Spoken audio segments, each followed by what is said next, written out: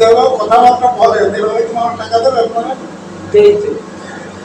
দেখো সার নাই তো, সার নাই তো, সার নাই। আপনাদের মনে তো ঢুকেই গেছে, হ্যাঁ, আপনাদের মন তো এক ঢুকেই গেছে, তাই তো টাকা দিতে আপনারা কি প্রতিদিন টাকা দেবেন মানুষ? দিয়েছে বলতেছি। কি আর প্রতিদিন মানে আপনি তো 2-3 দিন আগে আসবেন।